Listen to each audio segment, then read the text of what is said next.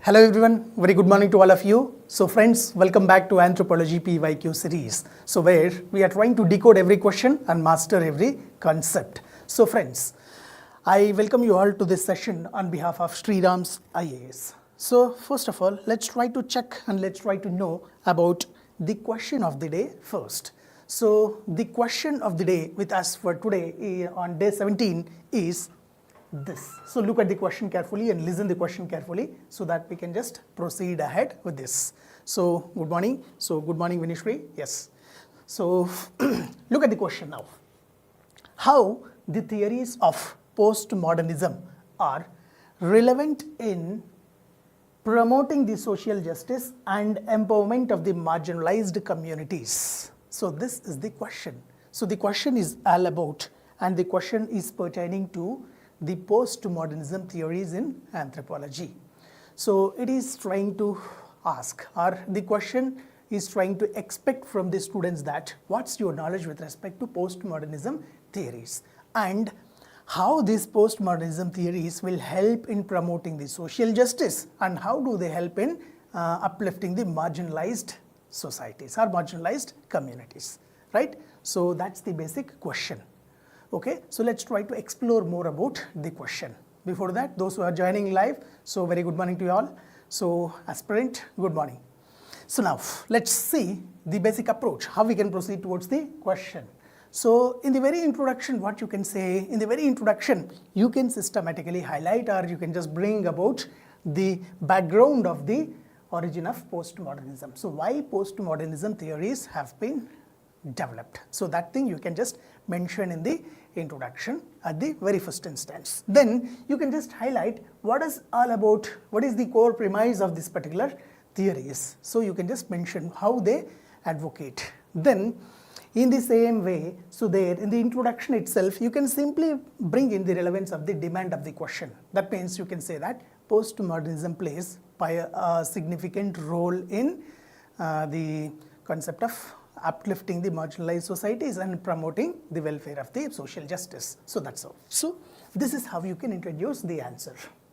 Then further what you can do, further you can just in the body portion of the answer, you can systematically highlight the role of postmodernism theories in promoting social justice and also in empowering the marginalized communities. So this is one thing that you can do. So where what you have to take, what you have to do, you have to take one particular point and you have to explain that particular point with the help of the theory and with the help of an example. So that's where you have to proceed. So let's see how you can do that. Then you can conclude the answer by reaffirming how the postmodernism help in promoting the social justice. So like that you can just proceed towards the approach, right? So as usual, so what you have to do, so you should just write the introduction in the paragraph format and conclusion in the paragraph format and the body portion in the point format with adequate subheadings. So that's how you should proceed. Now let's see what about the introduction, what you can mention and how we can understand the concept. So there, first in the introduction, what you can say. In the introduction, you can highlight that the postmodernism theories in anthropology, they have been simply originated or emerged as a reaction to some things like, let's say for example, till that time we had positivism, scientific objectivity was there, and then a rigid structuralist or functionalist analysis were there with respect to culture. So when these kind of theories were there, structuralism, functionalism, all such kind of objective theories like the evolutionism, which says that the culture evolves only in a particular sequence, in a particular direction like that. So they are all nothing but objectives. So scientific objectivity, positivism and rigid structuralist and functional analysis. So the postmodernism theories have been evolved in reaction to that, so that they have brought in their new version. So what do they say, or what is the basic argument of the postmodernism school of thought people? So what do the arguments? They argue that culture cannot be captured through single truths. Rather, culture can be captured or culture can be systematically understood from multiple contextual interpretations. So we cannot understand the culture from a single perspective. Rather, culture has to be understood from multiple interpretations perspective. So let's say if there is a practice, any tradition or any custom, so you should not see that particular custom from one single point of perspective. So rather, you should look from multiple dimensions, and then with multiple dimensions, when you just observe it, you will get multiple interpretations, and through that you can understand the culture. So that's what the postmodernism theories argue. I hope you're clear with the basic premise of the postmodernism. And now, what does it do in anthropology? If you see postmodernism theories in anthropology, so they challenges the universal, hierarchical and Eurocentric explanations of the society. So now, if you happen to see from the perspective of the anthropology, most of the theories like British school of anthropologists were very prevalent, and the European scholars were everywhere, they were dominating in the realm of anthropology.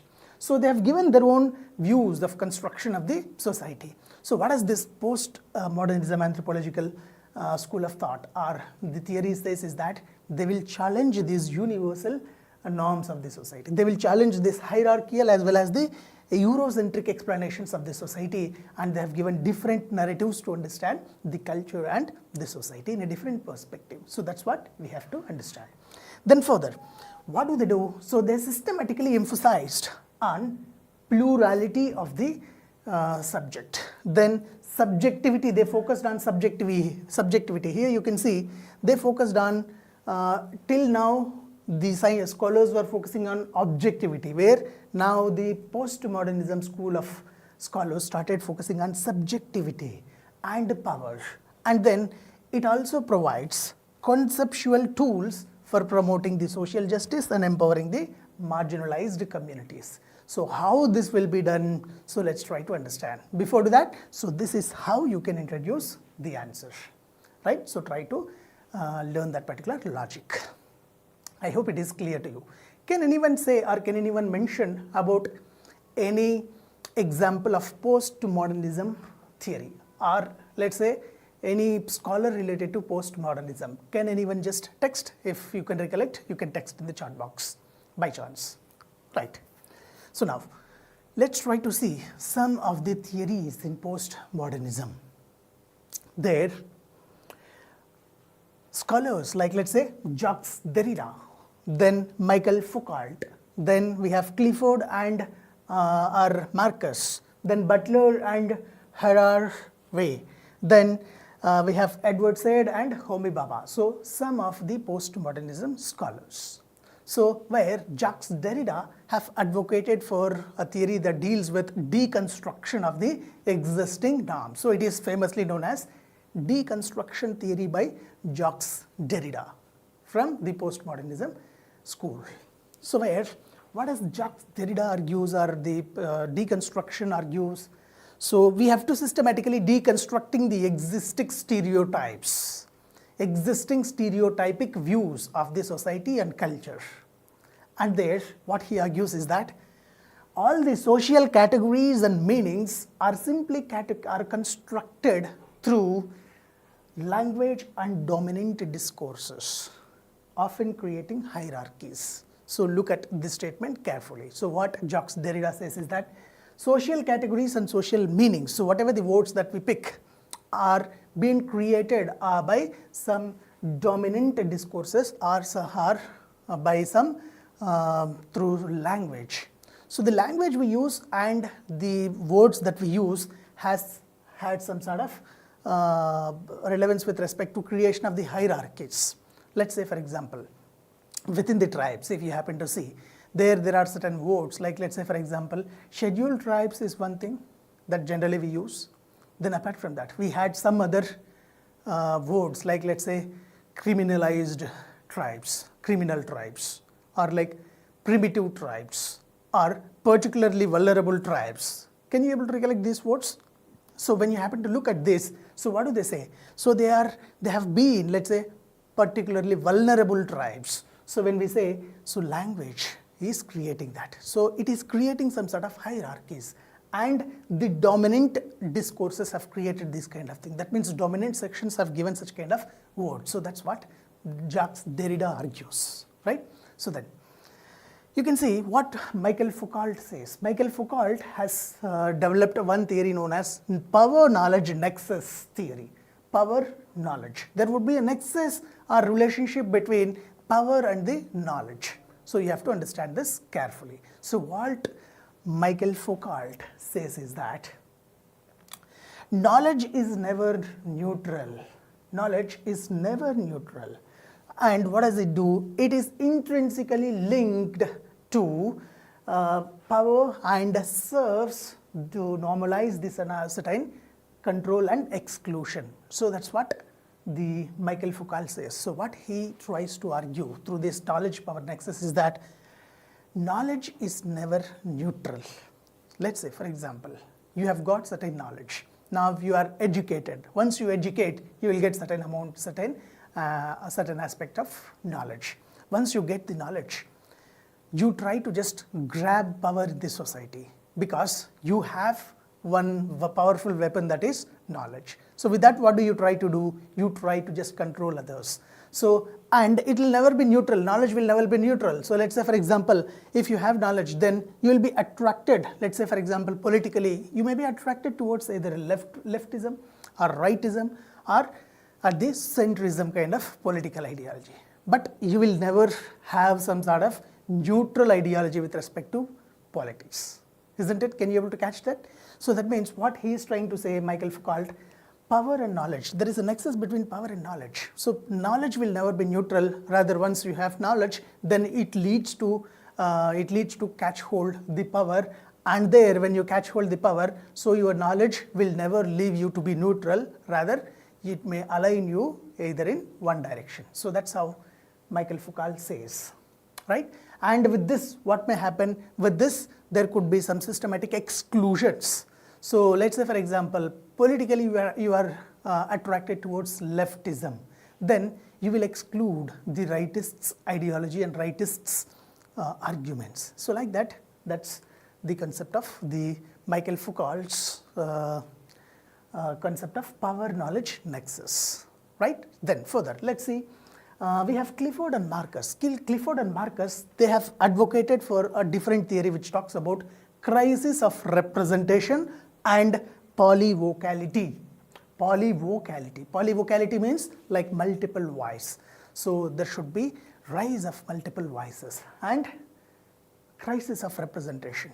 So in the society, what they say? In the society, like with the development, that means if you see from the perspective of the recent things, like ethnographies and academic researchers, historically, what they have done, so all these ethnographic works and this scientific or academic researchers, they have historically silenced the voice of the native people. So all the academic research works or these ethnographies, they talk and the native people won't talk. So here what's happening? Here systematically there is a crisis of representation that is being prevailing in the society. Native people are unable to just raise their voice and advocate for their rights. Because already these academic works have given something in the society, that they have established something. Let's say, for example, Todas are, let's say, polyandrous community. So it's been already prevailed. So let's say Nair community, there is a visiting husband tradition. So they have been prevailed. Now the narrative is different. As of now, in contemporary world, if you see, so the Nairs no more practicing the visiting husband tradition, but still we keep on studying and we still keep on learning it continuously. That means what is it? So that it's a crisis of representation. So here, these people are unable to just come forward and unable to pitch their voices because already there is an established narrative that has been prevailed and that is being continued in the anthropological realm.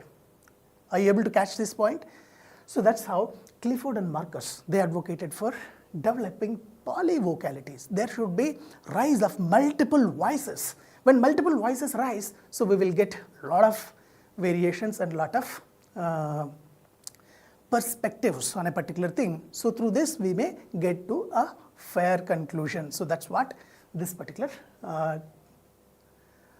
theory argues. So that is crisis of representation and polyvocality. Then we have Butler and Haraway. So they argued and they proposed feminist postmodernism and queer theory. So what are they say, or what do they say? They say that these things, gender, identity and the sexuality, all of these things are social constructs and they are not biological essentials. So they are, rather than the biological constructs, they are social constructs. So what do they emphasize? So they emphasize fluidity and performance. So here they are saying that all the gender, identity and sexuality, so all these things are socially constructed aspects and they are not biologically essentials. Let's say, for example, take up the gender stereotypic perspectives. Let's say we will generally feel that women are weak. Women cannot perform some sort of heavy works. So our women cannot do these things. Women should be engaged in the household activities. Women should always restrict to kitchens. So these are some of the things. So we feel that women are weak, like that. So generally some narratives are there. So what are these narratives argue? They are creating a kind of stereotypic views. But biologically if you see, so women can also perform some works. Women can also come out of their house. Women can also just participate in so many works, like that.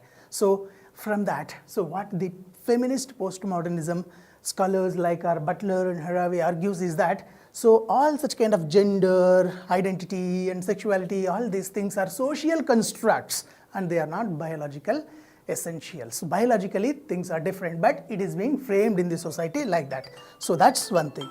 Okay, so that's one important aspect you should remember. Then further, so we have Edward Said and Homi Bhabha. So they have advocated for one theory that is known as post-colonial theory. So what is this post-colonial theory? So there they said that the colonialism has produced a body of knowledge. So that means it has set up a kind of, it has established a kind of knowledge.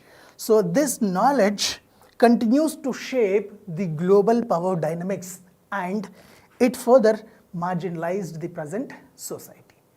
So they are advocating some other concept where they are saying that colonialism, the process of colonialism, let's say for example, the British colonization or colonialization. So what has this done? So it is shaping the global power dynamics till now. And it is further leading to marginalization in the present day society because it has advocated and it has just led to flourish one sort of ideology in the society. So that knowledge still continues and that is shaping our global power dynamics. So that's what this school is arguing, right? So these are some of the theories. So this is just for the sake of your knowledge and understanding. So anyhow, you can quote these things also somewhere. So in the box, you can mention that postmodernism theories of anthropology. Where you can mention this thing, deconstruction theory by Jacques Derrida, power knowledge nexus theory by Michael Foucault, then crisis of representation and polyvocality by Clifford and Marcus. So like that, you can make a box and you can represent them so that examiner will understand that you are aware of the theories. And possible, you can also slightly mention about one word about this particular theory. So like that, or one statement about this particular theory. So that's how you can enter into the body portion. And then let's try to understand the chief demand of the question. So what is the role of the postmodernism theories in promoting social justice and empowerment of the marginalized communities? So this thing, let's try to understand. Now, the demand is how it promotes social justice and how it empowers the marginalized communities.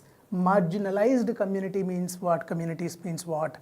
So just let's have some examples. So the scheduled tribes or tribal people, or let's say for example scheduled castes, or the backward classes, or some of the people who are excluded in the society. So they are all marginalized communities, isn't it? Now let's see, what does these theories do? So postmodernism theories, what do they do means, they shifts the analytical focus from the grand universal structures to specific local and cultural ways. So till then, till postmodernism theories, so there were grand theories. Let's say for example, evolutionism is a grand theory, diffusionism is a grand theory, and the theories like functionalism, structuralism, so all of them are grand theories. Can you able to catch that? So the postmodernism has shifted that kind of focus from having grand theories and universal structures to specific local and cultural ways in which reality is constructed and power is exercised.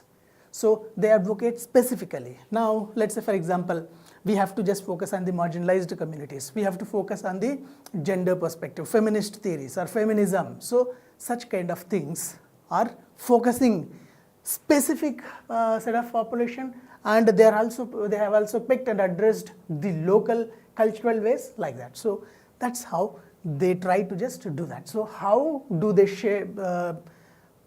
promoted the social justice, and how do they just empowered the marginalized communities? Means these are the points that you can represent. Now first point what you can represent is postmodernism theories. They helped in dismantling the existing stereotypes. This is one thing that you can mention. There were so many stereotypes that were existing. So let's see an example. So what do they try to do? The deconstruction of the colonial labels such as primitive tribes has facilitated the constitutional recognition of the Adivasi cultural autonomy in India, which further moved beyond derogatory portrayals in the official records. So how this postmodernism in anthropology promoted or empowered the marginalized communities means, now look here. So their deconstruction theory by Jacques Derrida. Can you able to recollect that?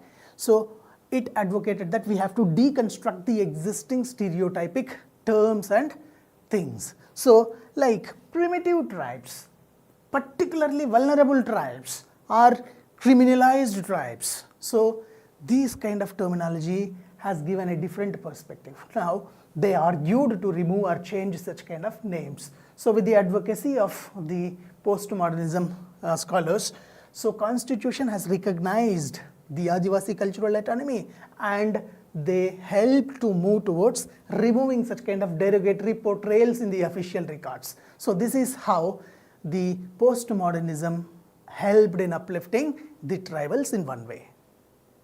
Are you able to catch the point, logic? Now, in the same way, so next point, let's see. So postmodernism theories helped in challenging the institutional discourse. What is the institutional discourse? That means existing narratives. So they challenged the existing narratives. So let's see some of the explanation for this. So there are certain scholars or activists like Michael Foucault.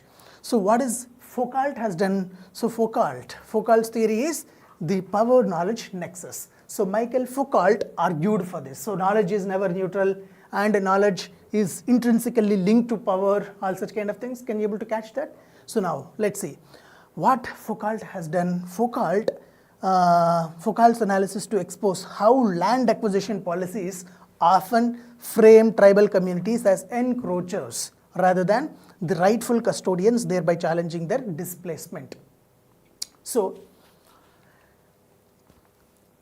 Foucault's analysis to expose how land acquisition policies often frame the tribal communities as encroachers. See, if you see from the perspective of tribal people are the native inhabitants of that particular area. Now, with developments, we have framed certain rules and regulations, and we demarcated certain areas. So there, we called them encroachers by passing certain things like land acquisition policies like that. So there, Michael Foucault challenged such kind of institutional discourse, where he argued that you yourself creating the differences. So you have created the land acquisition policy, and you are grabbing their land, and still you are calling them as encroachers. So such kind of things have further uplifted the tribal people. So that is one another thing that you can mention about how they uplift the marginalized communities. Then further, if you see, The postmodernism theories also helped in empowering the identity of the marginalized people. Identity. So it has further given scope for enhancing the identity. So how? Say, let's see, for example, in 2014, we had NALSA judgment, national, like we have legal services, DALSA. So what it has done, so which legally recognized the transgender identity as the third gender, and which aligned perfectly with the postmodern critics of essentialized binary gender norms. So what has the postmodernism school has done? It helped to look into multiple perspectives and incorporate multiple sections. So there it empowered and it has given the identity of the marginalized. We can see that the transgender has been given recognition and they have made as a third gender. So this kind of achievements were from the postmodernism school of thinkers and their advocacy. Then further, they help in fostering decolonizing heritage. So that's one another thing. Let's say movements for returning the Aboriginal artifacts from European museums to their tribal communities. So such kind of things happened in the Europe. So these kind of things, they support that cultural sovereignty, a direct outcome of the post-colonial critics. So post-colonial scholars have criticized such kind of things. So you have catch hold the tribal artifacts and you are kept in the museum. So where those things should be there with the tribal people. So which that kind of advocacy is. So it fostered the decolonizing the heritage, and the cultural heritage of these people have been given back to the tribals themselves. So that's one thing. And then enabled the community-led initiatives. So that is another important aspect. There, what can you say? Like by collaborating with ethnographers, with the groups like the Shan people, so Shan people of the South America, so have enabled specific political demands for land and hunting rights, promoting the polyvocality in the research. So they advocated and they initiated some of the community-led initiatives, designed particularly for specific group of the people. So that's further we can give the credits to the postmodernism theory. So like that, they have done a lot of help in uplifting the marginalized societies. So then how can you conclude? So you can conclude simply stating that with these kind of lines, where you have to reaffirm the association of the postmodernism in empowering the marginalized societies and promoting social justice. So you can say, while postmodernism theories do not offer a prescriptive rules for the society or prescriptive blueprint for the society, what do? They provide an essential intellectual tools for critical engagement. What do? They engage in critical narrative of an existing perspective. They bring in new context of the things. So this makes the academicians and the policymakers to think whether whatever we are doing is right or it's going in a wrong direction. So this critical thinking aspect has been the most vital tool of this postmodernism school of thinkers. Then, by questioning dominant narratives, by validating marginalized voices, and by exposing subtle operation of hidden power structures, what they have done. So the postmodernism serves as a transformative force in ongoing pursuit of the social justice, the dignity and empowerment of all the marginalized communities. So with such kind of words, you can conclude the answer. Is that it clear? So that's one thing that you should remember and highlight. So that's how you can conclude the answer. So in introduction, conclusion, and in body you can mention. So that's all for the question from the question perspective. Now just let's have a small value addition information about this. So we are also intended to master the concept, isn't it?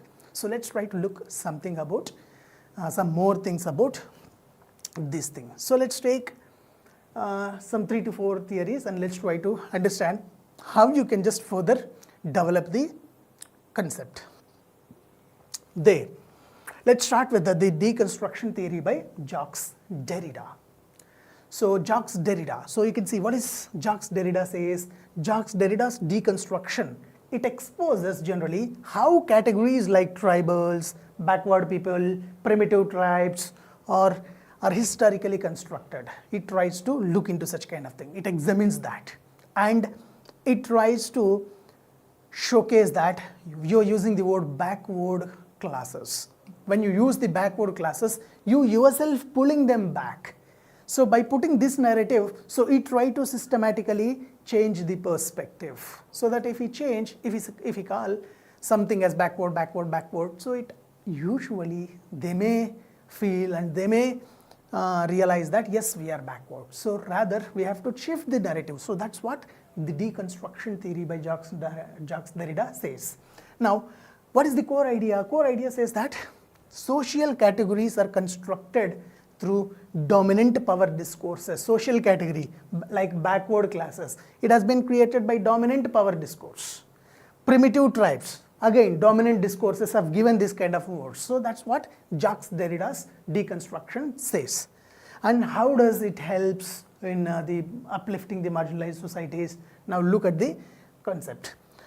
It helps in dismantling the stereotypes imposed on marginalized groups. So it helps in breaking up the stereotypes. Primitive tribes, so they have argued you should not call them as primitive tribes. Backward classes, so you should not call them backward classes. So like that, by arguing such things, so they have done. So here some of the examples also we can pick and we can have. So look at the examples. Deconstructing colonial labels like primitive tribes. So this enabled the constitutional recognition of Adivasis. So that's what we have already saw. And then rewarding school curricula to replace the derogatory portrayals of Dalits and the indigenous people. So there was a word that is being used in the textbooks like Dalit. So the word Dalit that itself used to just make these sections as very lower in the hierarchy. So now with the advocacy of the theories like Derrida's deconstruction, the school curricula has been rewritten such kind of derogatory words. So that kind of achievements we can accord to the postmodernism theories. Is that it clear? Now further, let's see another theory so that you can understand further. So Michael Foucault's knowledge power nexus theory.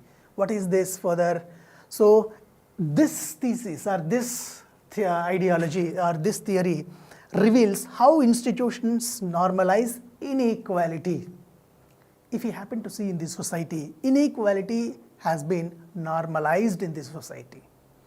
How means, let's take up an example.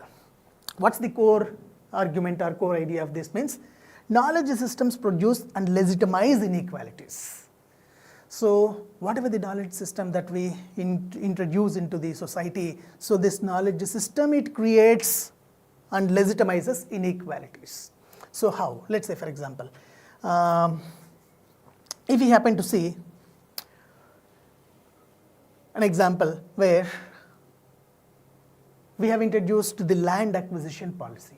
After introducing the land acquisition policy, so what we started calling the tribes, as though they are one jati and Adivasi people, so who live in forests, we acquired that land and then we called them as the encroachers. So such kind of thing is nothing but the knowledge system, it produces legitimate inequalities and we ourselves will just pull them from their native place and we will rehabilitate them in the new areas. So when these tribal people, when they are being rehabilitated for the new places, think about that. If they have been rehabilitated in a town, so can they live on par with the existing people in that particular town? Not possible. So that creates inequalities. So like that, Michael Foucault's theory argues like that. So further, if you see the LGBTQ movements which challenge the psychiatric classification of the homosexuality as disorder. So this is another example that you can have. So when the knowledge system has further produced some inequalities. So only the heterosexuality is allowed in this society. Homosexuality is not allowed. So these kind of movements, they challenged that kind of traditional aspects like homosexuality as a disorder. So they try to just treat it. So that's how they helped. So then Butler and Haraway's feminist postmodernism, how do they help? So let's see that also in some way. So one thing, what is the core idea? Already we understood that. So gender identity, sexuality, all are socially constructed and fluid. So what does these kind of theories will do in the society? They challenges the patriarchal norms, enabling the legal and cultural reforms. So you can see examples like Me Too movement. Me Too movement, what it has done? It has destabilized the institutional silencing of the women, and women have started coming out of their shackles, and they raise their voices against the issues that they are facing at the workplace or at the in their working areas. So that's how. So this kind of theories brought such kind of changes in the people. So that's one thing. Then in the same way, like there is intersectionality theory by Kimberly Crenshaw. So what does this say? Oppression is multidimensional. So that means oppression, caste oppression would be there, class oppression would be there, gender oppression would be there. So all of them are nothing but ethnicity overlaps. So that's what the Kimberly Crenshaw's intersectionality says. And let's say, how does this will be relevant in uplifting the poor communities or marginalized communities? This kind of theories helped in designing targeted welfare and research. So designing targeted welfare and research. So what do they say? What they have done? Particularly if you see for PVTGs, consider health, displacement and gender poverty. So they've started framing policies specifically to specific people. So sub-plans, designing like a CST sub-plan. So where you are allocating certain policies exclusively for certain sections. So such kind of things were possible because of such kind of advocacies like Kimberly Crenshaw's intersectionality theory. So these are some of the post-marginalized theories, and you should understand from this perspective and you should address accordingly, right? So that's all from my side for today's discussion. So I hope these concepts may look difficult, but one good news is to say that they have asked all the typical and some of the technical questions in this year. So in next year, we can expect question paper in a different perspective. We cannot expect from all these kind of topics, right? So that's one good thing that we can see.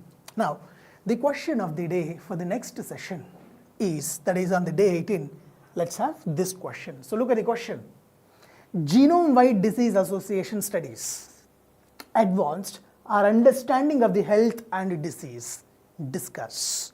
This is the question that we'll be taking up for tomorrow's discussion, and let's try to understand it in a systematic fashion. Meanwhile, what you can do, so try to write answer for the question, refer the sources, try to write answer for the question and submit the answer through our Telegram channel.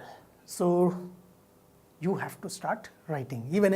Even a miles of journey will start with a single step. So your perfection, do not look for the perfection, rather have perseverance. So that's what I wanted to communicate. So start writing. So once you start writing, then obviously you may get onto track. So do not feel inferior and do not feel judged.